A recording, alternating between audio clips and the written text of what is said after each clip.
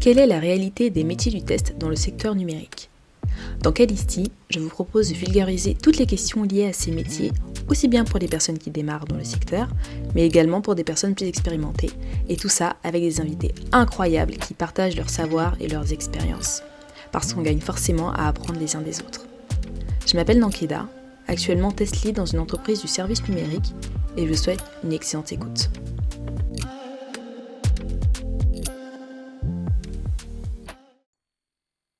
Bonjour Olivier, comment Bonjour. ça va? Très bien, et toi-même? Très très bien. Olivier, tu es expert de la qualité logicielle, vice-président de l'ISTQB, qui est un organisme que je pense que tous les testeurs ou aspirants testeurs connaissent. Et également vice-président de PS Testware, qui est une ESN française spécialisée dans la qualité logicielle.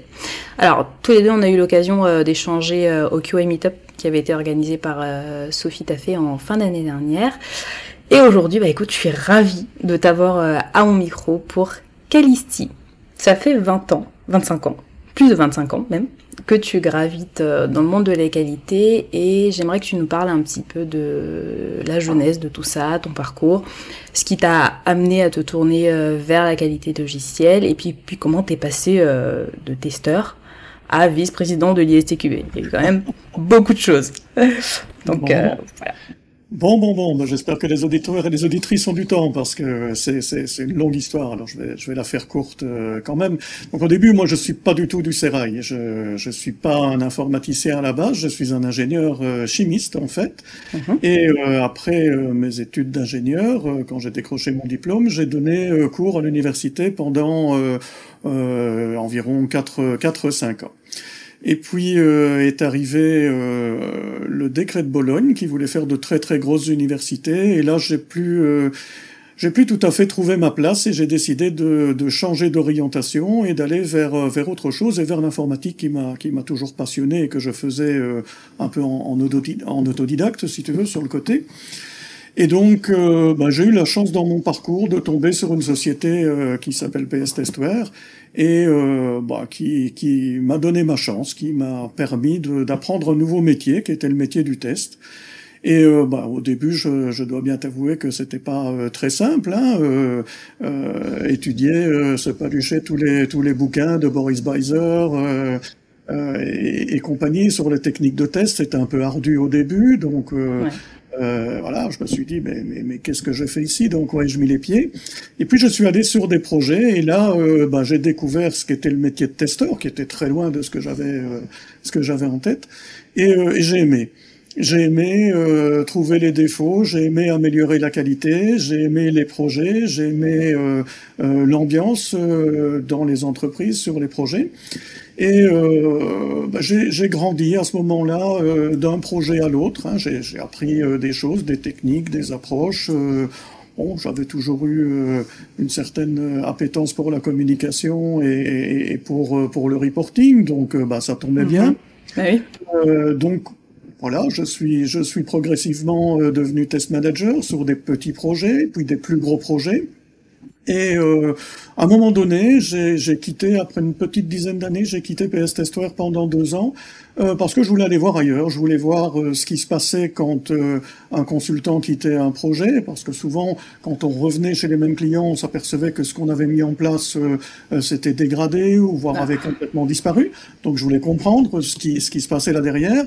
Et puis j'avais aussi à ce moment-là, il y avait des changements dans ma vie personnelle, et je voulais aussi un petit peu plus m'asseoir, me stabiliser, je vais dire, pas battre le pavé en tant que consultant. Et donc j'ai pris un job en interne dans une société qui s'appelle Proximus, qui est le premier opérateur téléphonique en Belgique, hein, téléphonie mobile. Et je m'y suis pas vraiment amusé. En fait, j'ai pas pu faire exactement ce que je voulais faire, ce qu'on m'avait promis non plus.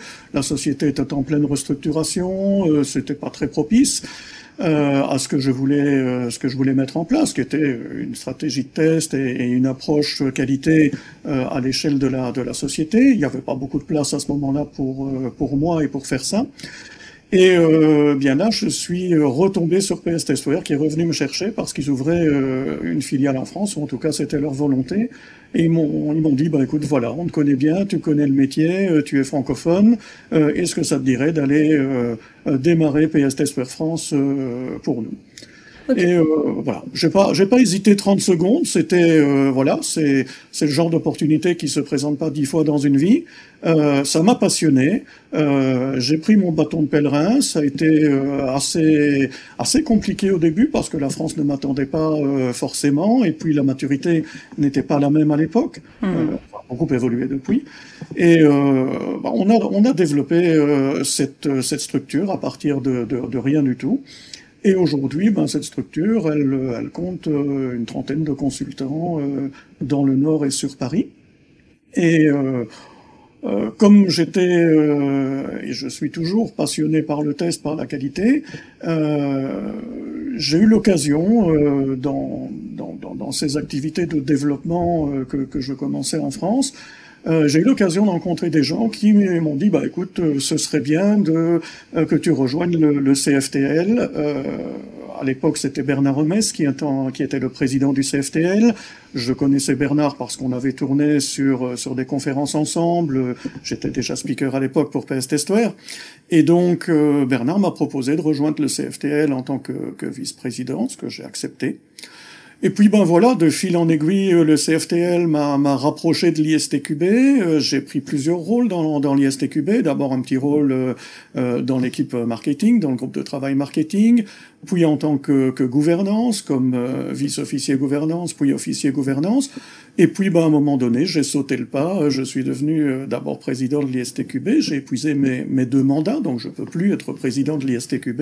Et je suis aujourd'hui vice-président dans la continuité, je vais dire, des réformes que j'ai contribué à mettre en place en tant que président, aujourd'hui sous la direction de Claudia Dussatzieger du board allemand. Donc voilà un peu mon parcours, qui est un parcours assez atypique, mais qui est un parcours passionnant et de passionné. Voilà. Bah, de passionné, clairement, parce que, enfin, t'as fait beaucoup de choses, pour le coup, mais en même temps, 25 ans de métier, ça paraît logique. Mais tu vois, ce que j'aime bien dans ton esprit, c'est que tu t'es très demandeur, en fait, quelque part.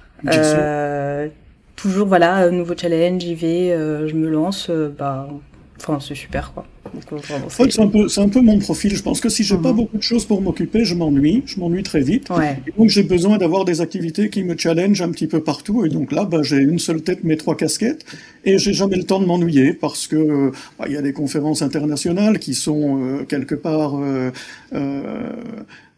une opportunité de l'ISTQB, du CFTL, mais aussi le réseau de conférences internationales auquel j'appartenais déjà d'une certaine manière.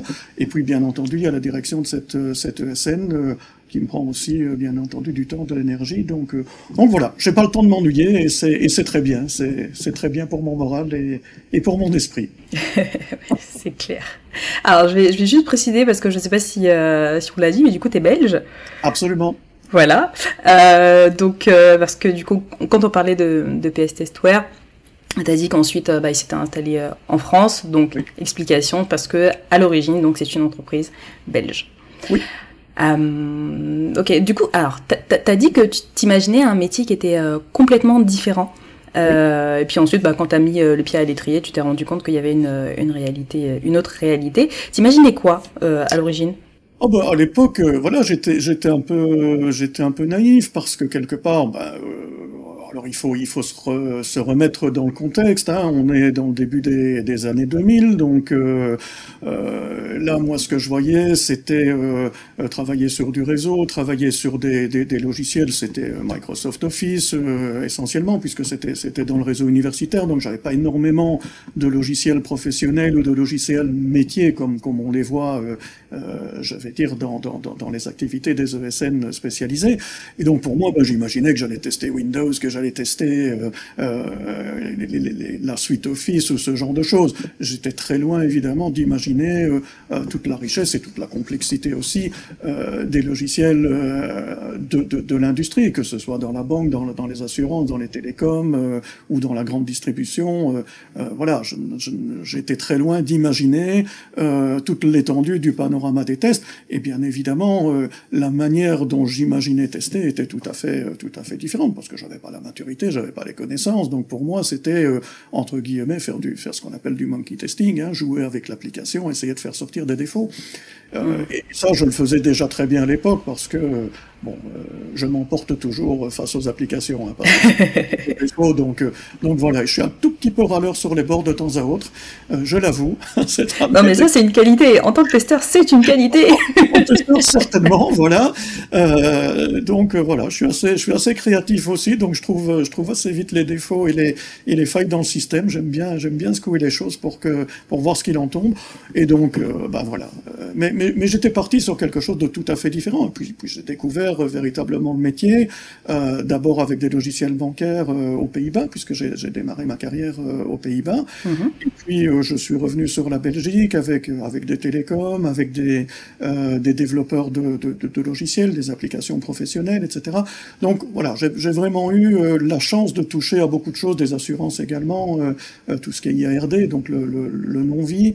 J'ai eu la chance de côtoyer pas mal de projets, beaucoup de diversité, beaucoup de choses un peu compliquées, avec voilà, de la politique, des tenants, des aboutissants, voilà, des enjeux importants, et ça m'a passionné. Voilà, ça m'a passionné. Ça me passionne toujours, mais aujourd'hui avec d'autres fonctions, ça me manque un peu de temps à autre le terrain. Je dois bien le dire. Voilà, j'ai encore un peu la chance de temps à autre de le faire au travers d'audits, par exemple. C'est toujours intéressant, c'est toujours passionnant. C'est une autre dimension, mais le vrai contact de terrain, aller trouver les défauts, ça me manque un peu. Ouais. Bon, écoute, peut-être pour plus tard, je sais pas, quand tu seras à la retraite et que tu t'ennuieras, tu télécharges des applications sur le store et puis tu essaies de trouver toutes les petites failles, je sais pas. Trop facile. Alors, entre tout ce que tu as vu à tes débuts, quand tu as démarré, donc au début des années 2000, et puis du coup l'image que tu t'en faisais, et puis la réalité que tu as découvert, et aujourd'hui, donc forcément il y a un boulevard, parce qu'il s'est passé tellement de choses en l'espace de 20 ans. Donc aujourd'hui, c'est quoi l'état de la qualité? Bon, on va rester peut-être en Europe, ou alors en Occident, si on élargit un petit peu. C'est quoi l'état du monde de la qualité? Qu'est-ce qui se passe? Est-ce que tu as le sentiment que c'est un secteur qui est en pleine mutation, qui est en effervescence, qui bouge énormément, ou au contraire que c'est plutôt stable, que oui certes il y a une évolution assez croissante, mais ça reste assez stable? Non, je pense pas. Je pense qu'on est en pleine restructuration, en plein bouleversement. Il y a plusieurs phénomènes, en fait. Moi, ce que j'ai vu sur ces 25 ans, voilà, je viens du monde assez traditionnel, finalement, hein, les modèles en cascade, modèles en V, etc., qui étaient déjà un challenge à l'époque pour les faire entrer dans l'entreprise, parce que ce que j'ai rencontré au début des années 2000, c'était un chaos total. Les gens ne savaient pas par quel bout prendre une application, comment tester. Donc c'était beaucoup de monkey testing, c'était beaucoup je chipote avec l'application et puis je trouve des défauts et j'étais content comme ça. Mais très peu de structure, très peu de documentation, très peu de méthodos là derrière. Et donc, c'est ça, je vais dire, que je contribuais à mettre en place dans les premières années de ma carrière. Hein. On a vraiment travaillé sur ces approches méthodologiques, sur les approches documentaires, sur ce qu'on appelle le test structuré. Et puis, ce qu'on a vu par la suite, c'est une évolution, un glissement, qui est à mon avis un glissement aussi sociétal. On devient de plus en plus impatient, la vision à long terme se raccourcit de plus en plus, et donc on arrive sur des choses qui doivent aller très vite aujourd'hui, très court sur la balle, avec beaucoup d'indécisions, beaucoup de changements, etc.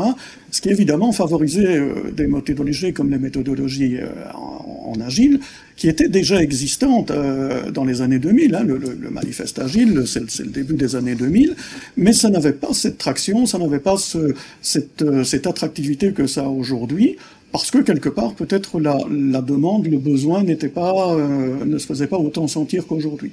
Or, ce qu'on voit aujourd'hui, c'est qu'il y a ce glissement qui est très fort vers l'agile, puisque aujourd'hui, je pense que 70-80% des entreprises se disent agiles et sont dans une certaine manière en train d'appliquer des approches agiles, avec aujourd'hui un déplacement vers le DevOps, vers le CI/CD, etc.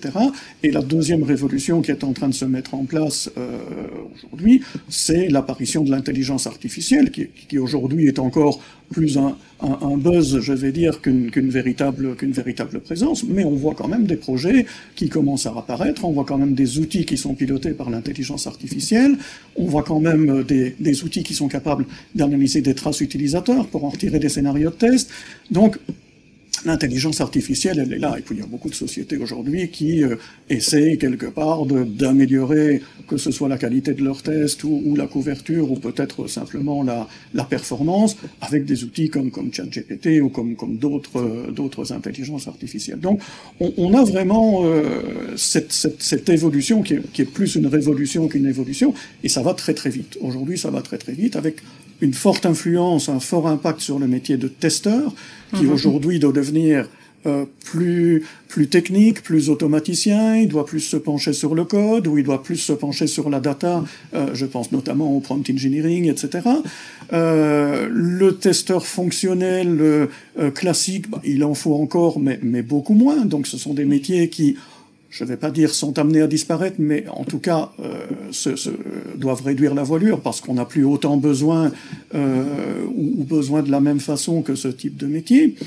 Et ce que je vois également malheureusement, c'est que il y a aussi beaucoup de projets ou d'entreprises qui sont ce que j'appelle fragiles, c'est-à-dire de l'agilité mal comprise, et où on jette un peu l'enfant avec l'eau du bain, où on comprend pas très bien le manifeste, où on dit finalement du code qui fonctionne plus que de la documentation, et on remplace en fait cette traduction un peu erronée de plus que, over, par plutôt que, et donc on fait plus de doc.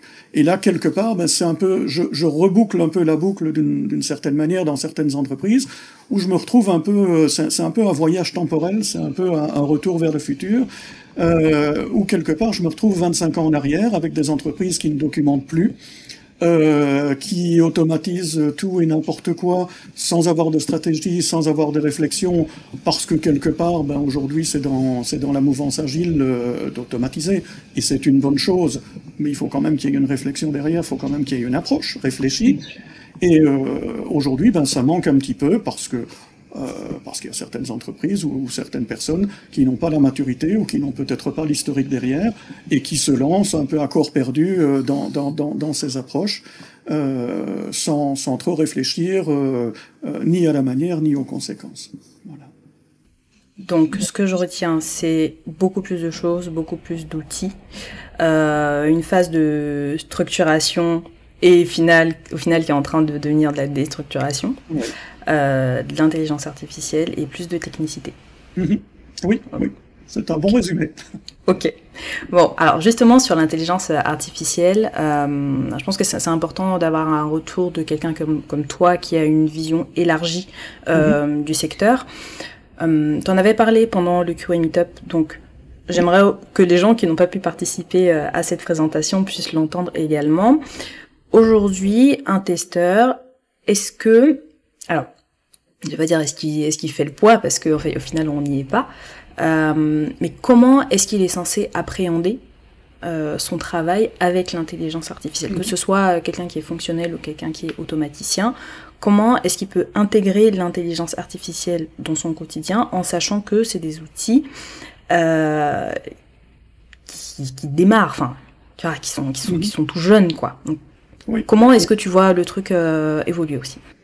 Alors, c'est difficile d'avoir évidemment une projection à très long terme. J'ai pas une boule de cristal. Ça évolue en plus de manière extrêmement rapide. Aujourd'hui, on voit que ces intelligences artificielles se développent. Il y a pratiquement une version par an qui sort, avec des améliorations, mais aussi des dégradations. On voit aujourd'hui que ChatGPT est en train de se dégrader. et également avec, je pense, un certain nombre de risques ou de conséquences qu'on n'a pas nécessairement anticipés, et pour lesquels, je pense aujourd'hui, on n'est pas encore prêt. Maintenant, pour répondre à ta question vis-à-vis des testeurs, il y a différents angles d'attaque, je vais dire, par rapport à ces outils ou par rapport à ces méthodes qui s'appuient sur l'intelligence artificielle. Il y a la manière de formuler les prompts, hein, les questions que l'on pose à l'intelligence artificielle, et on voit déjà aujourd'hui qu'on est en train de développer, il y a même des formations qui commencent à se mettre en place. Alors, ça vaut ce que ça vaut aujourd'hui, mais ça a le mérite d'exister, c'est les prompt engineers, hein, c'est le prompt engineering, donc c'est la manière de poser la question de manière intelligente à ces intelligences artificielles, justement, pour obtenir un résultat qui est de meilleure qualité, qui est plus précis, qui est plus ciblé, et qui va permettre évidemment de développer, par exemple, des scénarios de test, ou qui va permettre de formuler des exigences ou de formuler des user stories de manière attendue. Je pense qu'aujourd'hui, il n'y a pas beaucoup de maturité à ce niveau-là, mais il y a déjà des résultats qui sont des résultats assez probants.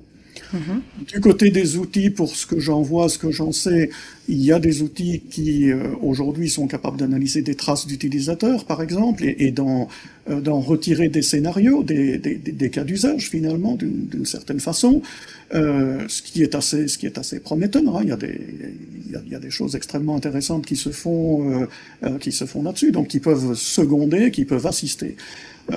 La crainte que j'ai par rapport à cette intelligence artificielle, ce sont les biais évidemment qui sont liés à cela. Et je lisais encore assez récemment un type de biais ou un risque que je n'avais pas encore identifié à l'heure actuelle, qui est, par exemple, dans la génération d'images. On fait énormément d'images aujourd'hui générées par Midjourney ou par d'autres types d'outils d'intelligence artificielle de ce type. On a généré plus d'images en un an ou deux que peut-être dans les 3 ou 4 précédentes décennies. Donc ça veut dire qu'il y a énormément d'images générées par l'intelligence artificielle qui sont aujourd'hui présentes sur le web, qui sont partagées, etc., parce que ces images, elles ont été générées par ces intelligences artificielles. Mais sachant que ces intelligences artificielles se nourrissent, bien évidemment, du web, on se rend compte qu'on est en train de changer complètement la proportion et la pondération, c'est-à-dire que l'intelligence artificielle est un peu dans une relation incestueuse avec elle-même. Elle se nourrit elle-même de ses propres productions. Et donc, ça peut amener très certainement une dérive de style, une dérive des connaissances. Et voilà, on a déjà aujourd'hui constaté pas mal de problématiques de ce type, pas mal de biais de ce type, et je pense que le testeur a un rôle crucial à jouer par la suite, qui est dans la droite ligne de la manière dont j'ai toujours envisagé les métiers du test. Pour moi, le testeur, c'est le trait d'union, c'est la personne qui va faire le grand écart entre, d'un côté, le métier et ses représentants, et de l'autre côté, l'informatique. C'est une personne qui va être capable de comprendre ce que veut le métier et de l'expliquer correctement et de le tester correctement face aux informaticiens purs et durs, face aux techniciens. Et donc, pour l'intelligence artificielle, je pense que le testeur a aussi un rôle de ce type à jouer, qui va être d'identifier des biais possibles, de voir où l'intelligence artificielle peut partir en cacahuète et comment finalement on peut empêcher ça, remédier ça, ou simplement tirer la sonnette d'alarme parce qu'on voit que ça dérape. Ouais, ok. Donc peut-être rester à l'affût, en fait, se tenir au courant de ce qui fonctionne, de ce qui ne fonctionne pas. Là, tu disais tout à l'heure que effectivement, on se rend compte que ChatGPT, ça va pas du tout. Je tombe régulièrement sur des vidéos de gens qui font des tests comme ça avec ChatGPT, qui lui envoient des prompts et puis qui lui demandent en fait qui sont en boucle en fait sur une même demande en modifiant juste un détail, tu vois, et en fait on se rend compte qu'il fait des choses mais qui sont absolument mais complètement incohérentes, mais ça va pas du tout, et c'est vrai que mine de rien, je sais plus du tout où je voulais en venir mais bon, Se tenir au courant, déjà commencer par ça, et puis garder un œil dessus, quoi, tout simplement. C'est clair, mais il faut pas oublier non plus que ChatGPT n'est pas fait pour répondre aux questions, c'est pas un oracle. ChatGPT, c'est un modèle de langage. Donc il est là pour donner, avec la probabilité la plus élevée possible, le complément ou le mot qui va compléter la phrase ou la question qu'on lui a posée. Donc, alors, bien évidemment, le fait d'élargir sa base de données permet d'une certaine manière de le confondre avec un oracle, mais c'est pas prévu pour ça. C'est pas une intelligence artificielle qui a été conçue pour répondre à des questions et qui a été conçue pour devenir, je vais dire, cette espèce d'intelligence qui aurait réponse à tout. Et là, je crois qu'il y a une certaine confusion des gens. Alors, bien sûr, on peut l'utiliser, mais moi, je prêche très fortement pour ce qu'il y ait toujours, quelque part, cette dernière décision qui appartient à l'humain et qui est cet esprit critique, finalement. Et je pense que les testeurs sont, quelque part, câblés de cette manière pour avoir un esprit critique, pour dire ok, là j'ai ma boîte, je vais secouer la boîte, et qu'est-ce qui en tombe? Est-ce qu'il en tombe quelque chose? Et qu'est-ce qui en tombe quand je secoue un peu plus fort?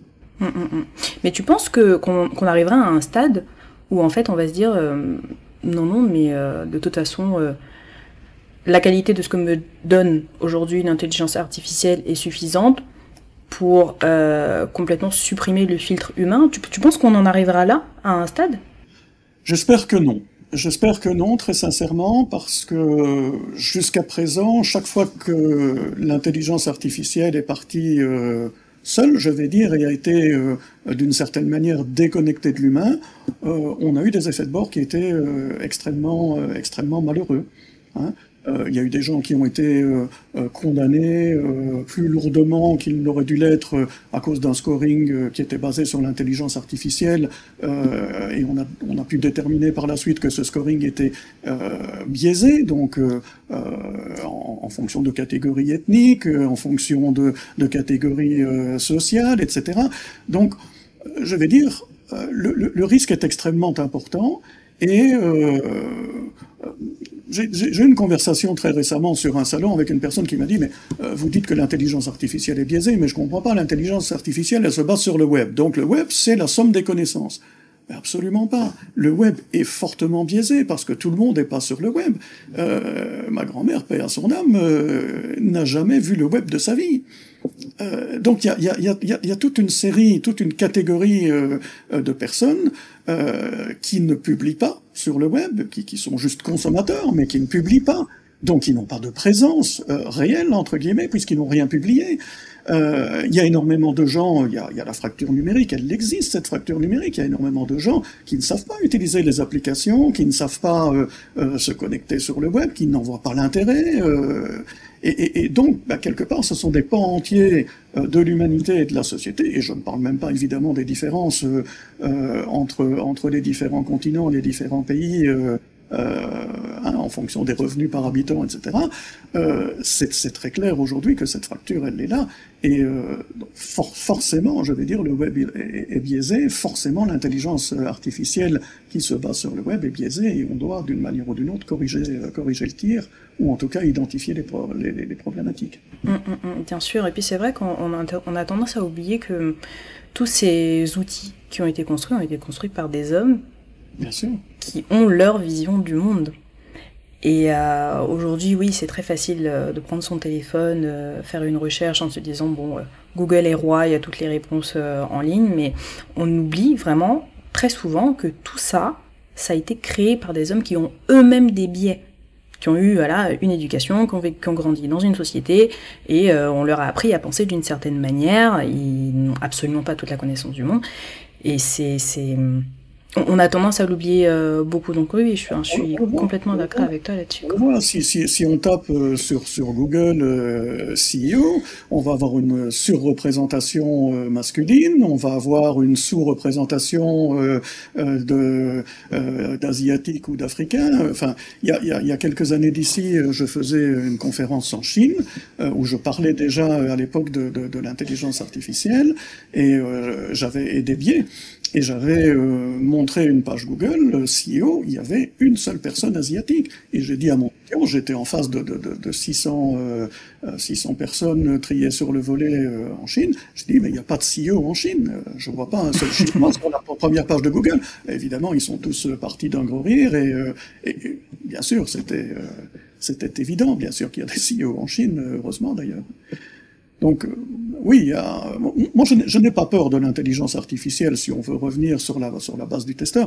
Je n'ai pas peur de l'intelligence artificielle, l'humain il en faut, des testeurs il en faudra, très très certainement, sans aucun doute. J'ai plutôt peur de la bêtise humaine, j'ai peur des gens qui croiraient dur comme fer que l'intelligence artificielle a réponse à tout, qu'elle est supérieure à l'homme dans tous les cas de figure, et qui quelque part se fieraient aveuglément aux réponses qu'elle obtient d'outils comme ChatGPT ou d'autres. Bon, en tout cas, j'espère qu'on en est loin, et moi j'avoue que j'ai un petit peu peur quand même, parce que vu la vitesse à laquelle ça va, ça me fait un petit peu peur, mais c'est comme ça. Le monde évolue, donc faut évoluer avec. Je suis plus âgé, donc j'ai moins peur. J'ai moins d'années à tenir encore. Ok, alors, bon, intelligence artificielle, entendu. On va parler un petit peu d'ISTQB. Oui. Alors, le syllabus de l'ISTQB a été changé, là, courant 2023, donc il a été mis à jour. Et donc là-dessus, moi j'ai deux questions. Quelle est la différence majeure entre celui de 2018 versus celui de 2023 ? Oui. Et deuxième question, pour quelqu'un qui passerait l'examen, qui a passé l'examen en 2018, est-ce que ce serait nécessaire pour lui de repasser celui de 2023 ? D'accord, ok. Alors, première précision déjà, il y a énormément de syllabus à l'ISTQB. Celui dont tu parles, c'est le niveau fondation, qui est vraiment la pierre angulaire, la base. Hein. Il y en a d'autres qui sont aujourd'hui dans les tuyaux et qui sont en train d'être validés par l'ISTQB pour arriver sur le marché. Donc il y a évidemment notamment Test Manager qui devrait arriver sur le marché cette année, en 2024, si tout va bien. Donc on est, je vais dire, dans une approche de maintenance constante et d'amélioration continue des syllabes. Maintenant, Fondation, c'est vraiment le point d'entrée, je vais dire, de l'ISTQB. Alors, quelle est la grosse différence entre Fondation, qu'on a appelé 4.0 ici, et sa version précédente, qui était la version 2018, comme tu l'as fait remarquer? Eh bien, c'est un rattrapage, en quelque sorte, de l'histoire. Hein. Le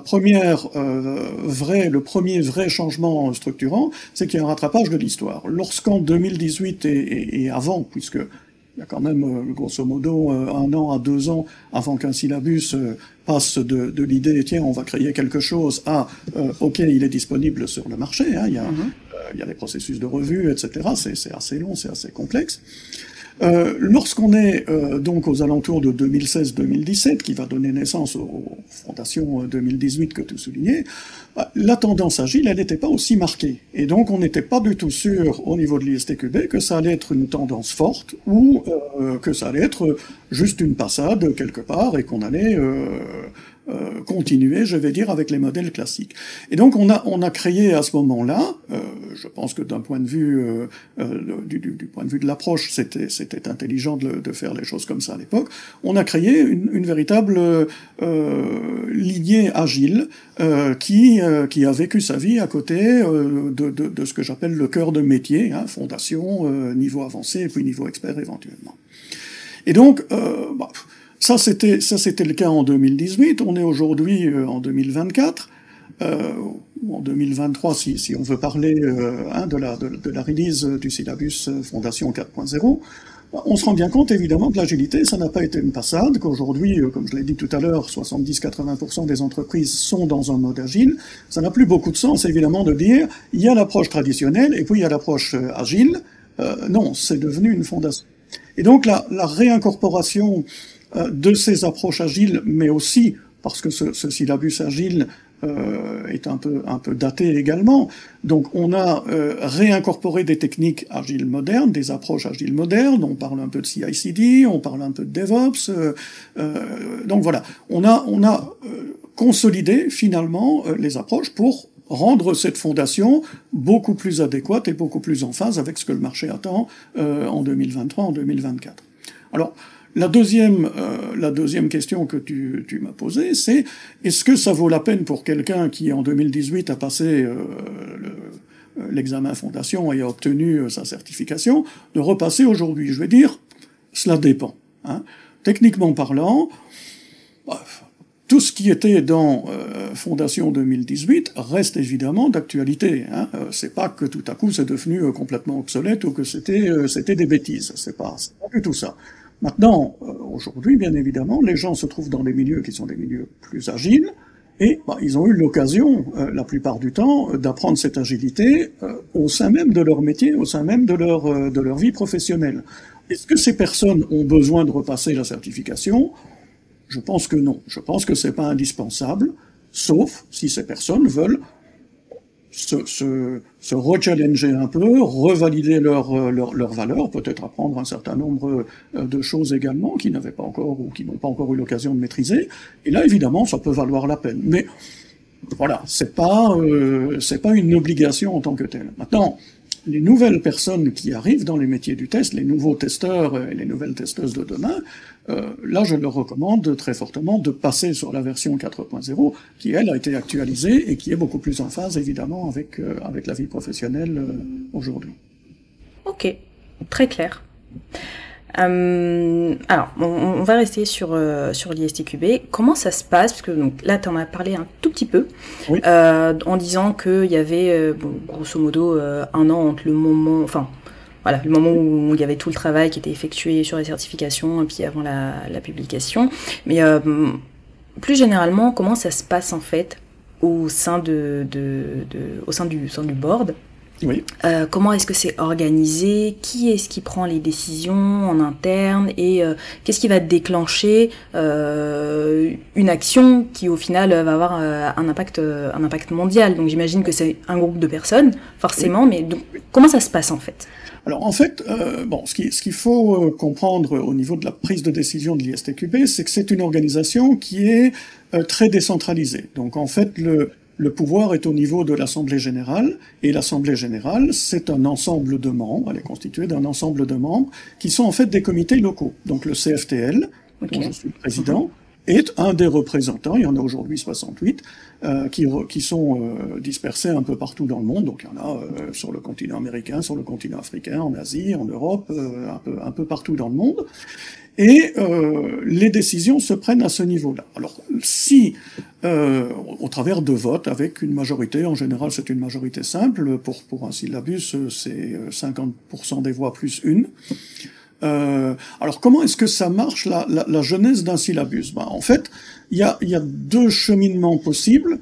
Soit c'est au niveau du groupe de travail qui est dédié au développement et au maintien du syllabus que l'impulsion se prend, c'est-à-dire que le groupe de travail fondation se dit, voilà, ce qu'on a aujourd'hui, la version du syllabus telle qu'elle est aujourd'hui, c'est plus très en phase avec le marché, il y a beaucoup de choses qui ont évolué, des techniques, des approches, le monde a changé, il faudra ajouter ceci, il faudra corriger cela, donc voilà. Et ils viennent avec une proposition, qui est en fait une proposition argumentée, avec un business case, avec une série d'objectifs métiers qui sont proposés, et cette proposition, elle est soumise en fait à l'approbation de l'Assemblée générale, donc de l'ensemble des comités membres. D'accord. Le deuxième cheminement possible, c'est un membre en particulier ou un groupe de personnes en particulier au sein de l'ISTQB qui pensent pouvoir apporter leur contribution dans un domaine particulier. C'est le cas notamment pour le syllabus intelligence artificielle. Là, il y a un ensemble de personnes et d'organismes qui se sont mis ensemble et qui se sont dit, ok, on va proposer quelque chose sous la houlette de l'ISTQB qui va couvrir les tests d'IA. Et donc, à nouveau, on soumet une proposition avec un business case, avec des objectifs métiers à haut niveau, à l'approbation de l'Assemblée générale. L'Assemblée générale vote, hein, et si le vote est positif, si on dit bah oui c'est une bonne idée, à ce moment-là, le groupe de travail est constitué, on va chercher les experts, et il y a une ouverture bien évidemment, tout le monde peut participer, pour autant qu'il y ait des NDA qui soient signés, etc. Hein, c'est pas aussi simple, mais en gros, il y a une ouverture qui est importante, et tout le monde peut alors participer, rejoindre le groupe de travail et écrire des chapitres, apporter sa contribution, etc. Lorsque le syllabus est dans une version qui est suffisamment aboutie, donc là, les objectifs métiers sont déclinés en objectifs d'apprentissage. Ces objectifs d'apprentissage sont alors écrits sous forme de chapitres, de sous-chapitres, etc. Lorsque le document a une forme qui est, je vais dire, suffisamment bonne, suffisamment qualitative du point de vue du groupe de travail pour être soumise à l'approbation de l'Assemblée générale, on passe alors dans ce qu'on appelle la phase alpha. Et cette phase alpha, c'est une revue interne. Donc là, tous les membres de l'ISTQB ont la possibilité de revoir ce contenu, de l'amender, d'apporter un certain nombre de questions, de remarques qui sont évidemment prises en compte par le groupe de travail. On apporte des réponses, on apporte des modifications également au contenu. Et on passe alors dans une deuxième phase de revue, qui est une phase de revue bêta. Et lors de cette phase de revue bêta, il y a une revue qui est faite à nouveau par les membres, mais également, là, elle est élargie éventuellement à des organismes de formation ou des externes qui ont signé également des NDA avec l'ISTQB pour effectivement apporter leur point de vue d'experts sur ce contenu.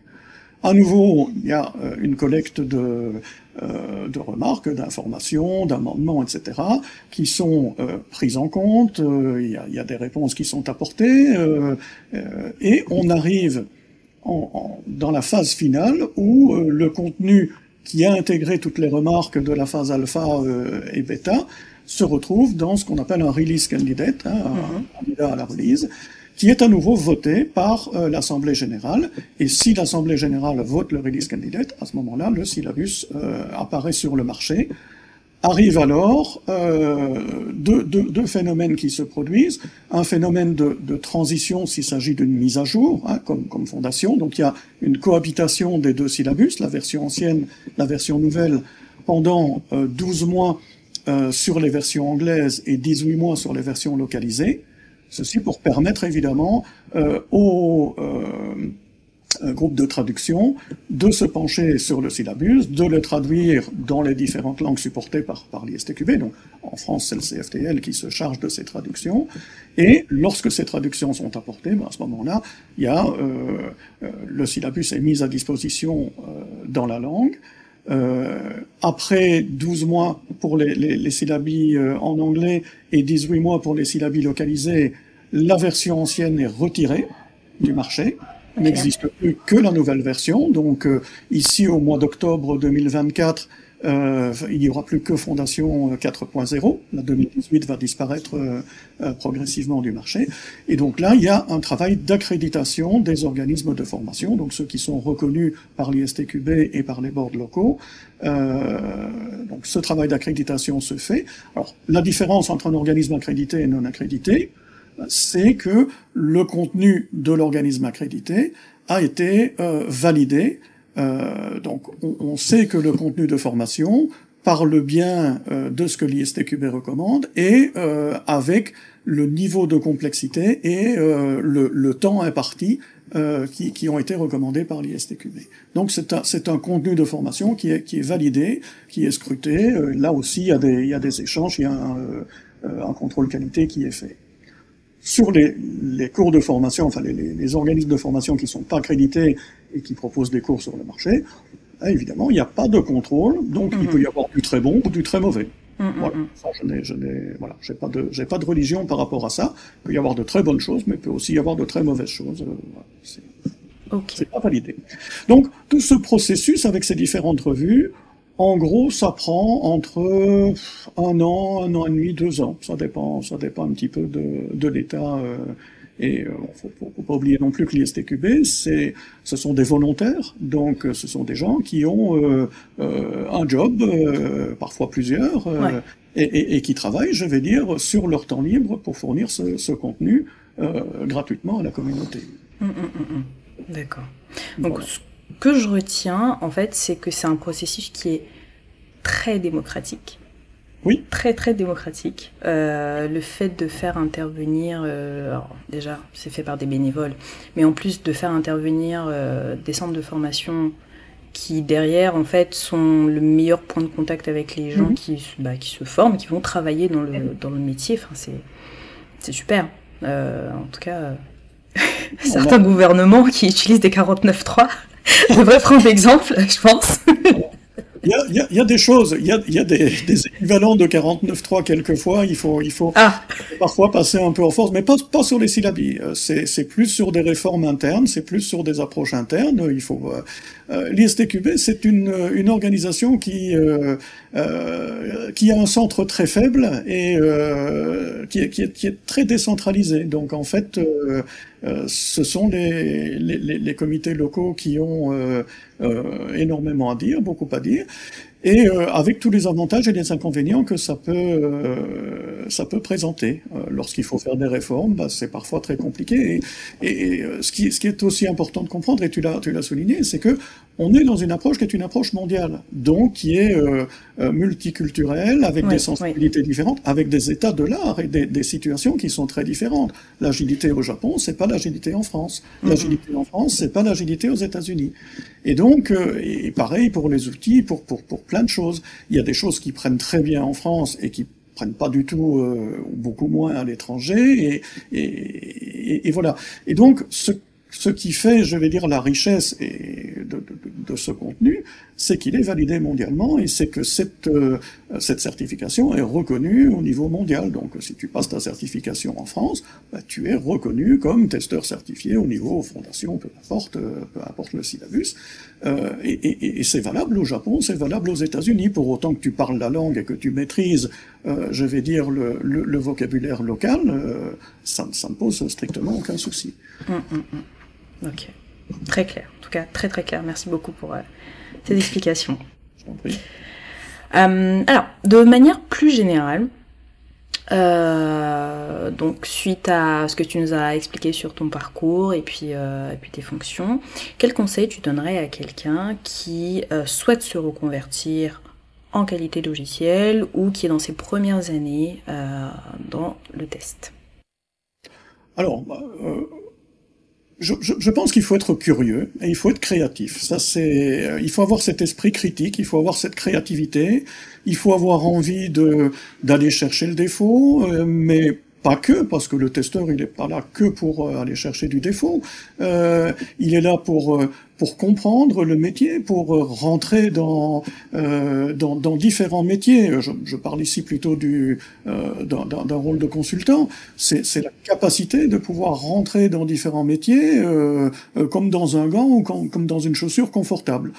Au niveau des entreprises elles-mêmes, donc des internes, c'est la capacité à comprendre le métier de la société dans laquelle on travaille et d'aller finalement chercher cette information, de comprendre ce qui est important, parce que l'informatique en tant que telle, on ne développe pas de logiciel pour le plaisir d'utiliser de la technologie ou des outils ou que sais-je. On développe pour soutenir évidemment un métier, pour être plus efficace, pour, j'imagine d'une certaine manière, être plus économe ou gagner de l'argent ou être plus performant. Et donc, quelque part, c'est ça qu'il faut comprendre. Il faut comprendre où est le nerf de la guerre, il faut savoir comment secouer l'arbre pour en faire tomber les fruits, et il faut savoir aussi avoir cet esprit critique, avoir ce recul. Ça, c'est vraiment quelque chose qu'il faut cultiver pour le testeur. Et puis, comme je le disais tout à l'heure, les testeurs d'aujourd'hui vont, en général, soit aller beaucoup plus vers le métier qu'auparavant, et là on se rapproche des rôles de PO, on se rapproche de cette compréhension fine du métier et des tenants, des aboutissants, des enjeux, ou on va se rapprocher plutôt de l'informatique, de la technique, des développeurs, et là on va aller un peu plus sur le code, sur l'automatisation et ce genre de choses. Voilà. Donc C'est pas nouveau. Ces deux tendances ont toujours existé, mais aujourd'hui, elles sont peut-être un peu plus, encore plus mises en exergue qu'elles ne l'étaient il y a 15 ou 20 ans. Ok. Donc, avant tout, être curieux et s'intéresser en fait à Voilà. plein de choses, quoi. Voilà. Curieux et critique. Voilà. C'est vraiment ça. Ouais. Ouais. Ok. En termes de compétences, après ça se travaille et ça se développe et ça s'apprend. En termes de compétences, d'après toi, qu'est-ce qui fait qu'un testeur est un bon testeur? Pas facile. Oh, ça c'est Et très large. une question qui est très large. Je pense qu'on en revient à la même chose. D'abord, on Ouais. prend rien pour argent comptant. Je pense que le testeur, c'est malheureusement en plus c'est presque une malédiction hein, quand on est un testeur et qu'on a pris ce pli, on peut plus y échapper. Moi aujourd'hui, je sais plus prendre une boîte de céréales sans aller chercher la faute d'orthographe, sans voir le cadre qui est pas aligné, sans voir l'image qui bave. Ouais. Enfin, voilà. Hein et c'est plus fort que moi, je peux pas. Voilà, parce que il y a plus de 25 ans d'ici, j'ai changé de vie, j'ai changé de carrière et j'ai embrassé avec beaucoup de plaisir cette nouvelle carrière de testeur. Alors voilà. Donc c'est quelque chose auquel on peut pas échapper. Et donc cet esprit critique, cette faculté de ne pas se contenter de peu, de ne pas céder trop facilement à la facilité, ça c'est quelque chose qui est très important. Alors, une autre compétence qui est extrêmement importante, et c'est plus un ensemble de compétences qui sont importantes pour les testeurs, c'est tout ce qui est l'humain, c'est tout ce qui est la communication. Parce que comme je le disais, moi je vois le testeur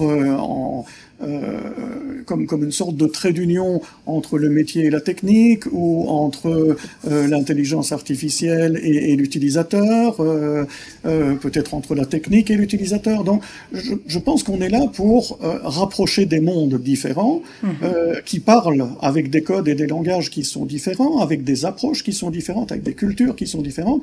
Et nous, on est là pour essayer de comprendre les différents versants et essayer de les remettre ensemble pour trouver le test qui va, quelque part, assurer le niveau de qualité qui va bien, rassurer quand il faut, apporter la confiance ou trouver le défaut, peu importe l'objectif qu'on va se fixer.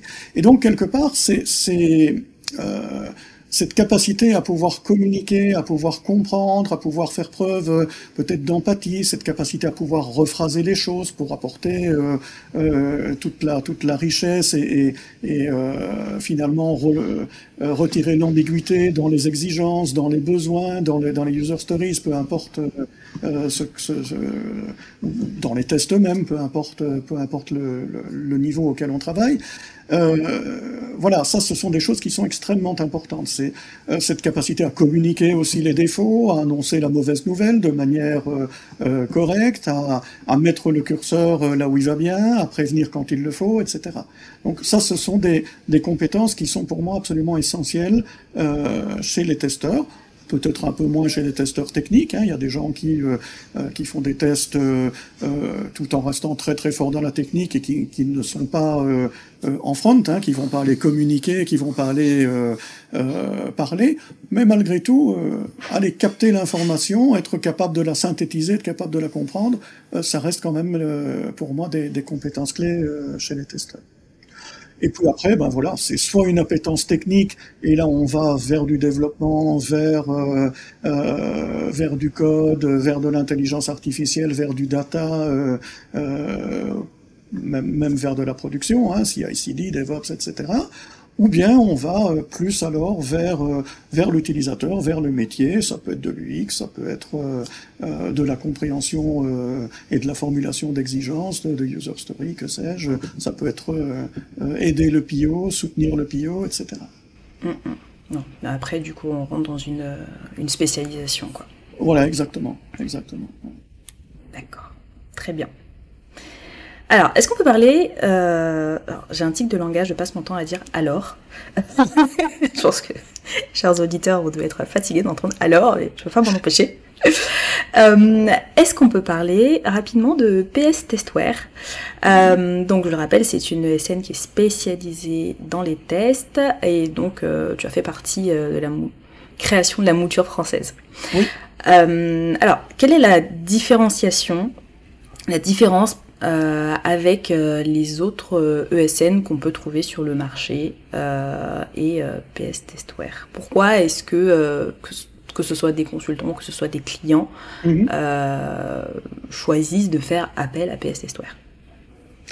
Ah, ça c'est une très bonne question, parce que quelque part on les comprend bien, parce que on a une expertise, on a investi très rapidement, je vais dire, dans cette expertise. Donc bon, déjà il y a une certaine longévité. PS Testware, la maison mère est là depuis maintenant plus de 25 ans, presque une petite trentaine d'années. Je pense qu'elle a vu le jour en 94, si ouais, donc on va approcher très fortement des 30 ans.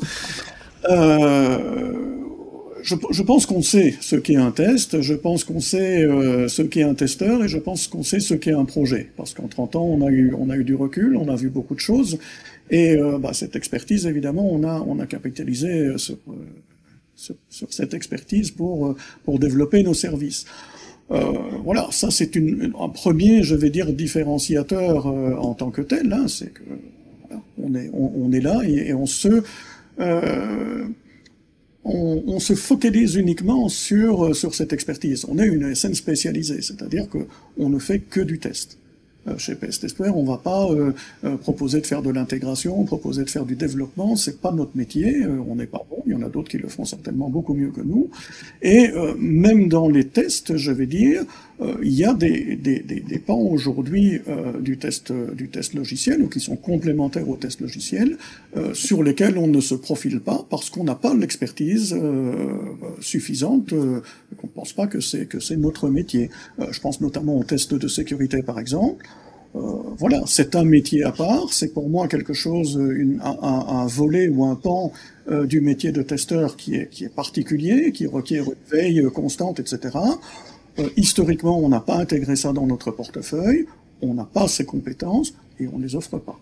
Voilà. Donc je crois qu'on a ce recul chez PS Testware de dire, ben voilà, ça on sait bien faire et ça fait longtemps qu'on le fait, on sait comment approcher.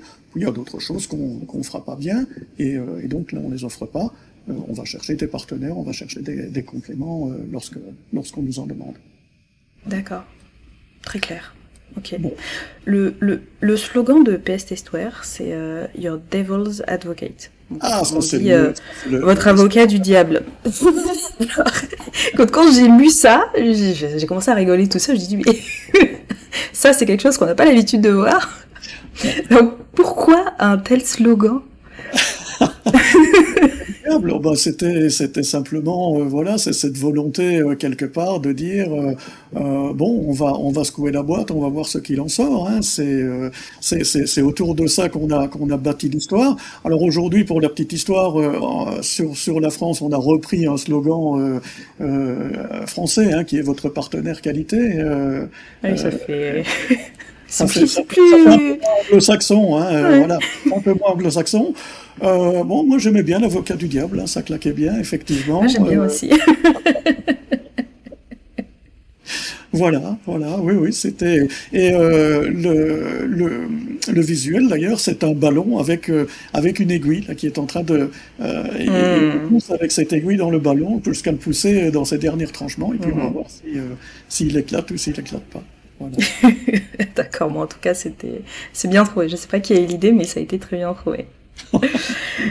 Alors, on est sur la fin. On va clôturer par un petit fun fact. J'ai lu sur ton site que tu étais passionné de cravates. Oh oui. Alors, c'est pas commun. Alors, c'est pas commun du tout. Et la question que je voulais te poser, c'est d'où te vient cette passion pour les cravates? Ben j'ai toujours aimé m'habiller de manière voilà, un peu, à la fois un peu excentrique et très classique. J'aime bien les beaux costumes, j'aime bien les vêtements, voilà, j'aime les fringues en général. Et j'ai été fasciné étant petit. Donc moi ça a commencé. Alors je vais essayer d'utiliser les termes français au collège, peut-être même avant ça. Hein. J'ai toujours aimé les cravates. J'ai été baigné dans ces films américains un peu classiques. On a toujours les héros qui sont en cravate, machin, etc. Et donc bon voilà, j'ai trouvé ça très bien. Et puis j'ai eu la chance, je voyageais déjà un petit peu à l'époque, j'ai eu la chance de tomber sur des cravates qui étaient assez fascinantes, des objets d'art parfois, avec un peu chamarrés, un peu colorés, sans être complètement folle ou complètement excentrique. Et puis, je me suis piqué au jeu. J'ai dit, voilà, d'abord, ce sont des pièces vestimentaires que j'apprécie. Je trouve ça beau. Et j'ai commencé à les collectionner. J'en ai acheté. Et puis, là, aujourd'hui, j'en ai plus de 300 maintenant à la maison. Ah oui, quand même. Oui, absolument. Oui. Qui viennent d'un peu partout, du monde entier. Avec une préférence pour une certaine marque ou une certaine griffe que vous retrouverez sur mon site, parce que ce sont de véritables objets d'art. C'est une beauté sans nom. Maintenant, malheureusement, la cravate devient de plus en plus désuète, on la porte de moins en moins. Donc je fais un peu partie de ce petit village d'irréductibles là, qui essaye encore d'emporter le plus souvent possible. Bon, voilà. Bon, alors j'ai l'impression que t'as un petit côté sapeur. Je sais pas si on a des. Oui, voilà. C'est ça. Oui, bien sûr. Si on parle de ça, c'est la sape. Oui. J'aime ça. Je suis moins ambianceur que sapeur, mais oui. Bon, petite dédicace à nos auditeurs congolais. On en a quelques-uns, donc. Bonjour à eux. Ok, bon, Olivier, c'est la fin du podcast. Est-ce que tu as une question pour moi? Non, je n'ai pas de question pour toi. J'étais absolument ravi de participer à ce podcast. C'était très fun. Et puis, j'espère que tes auditrices et tes auditeurs seront intéressés par ce que j'ai à leur dire. Et puis, je suis toujours disponible, bien évidemment, pour la troisième mi-temps, donc qui n'hésite pas. S'il le souhaite. Ouais, écoute, j'en doute pas. Je pense que beaucoup de personnes vont être aussi intéressées que je l'ai été par notre échange et puis vont apprendre plein de trucs. En tout cas. C'est parfait. Je te remercie beaucoup. Merci beaucoup à toi pour ton temps, ta dispo et puis pour notre échange. Si cet épisode vous a plu, vous me feriez super plaisir en l'envoyant à 1, 2 ou 3 personnes intéressées par le sujet. Le bouche à oreille est la meilleure manière de faire connaître un podcast, surtout si le contenu vous apporte de la valeur. N'hésitez pas à me suivre sur les réseaux sociaux, à vous abonner au podcast pour être au courant de la mise en ligne du dernier épisode. On se retrouve dans 15 jours et d'ici là, portez-vous bien.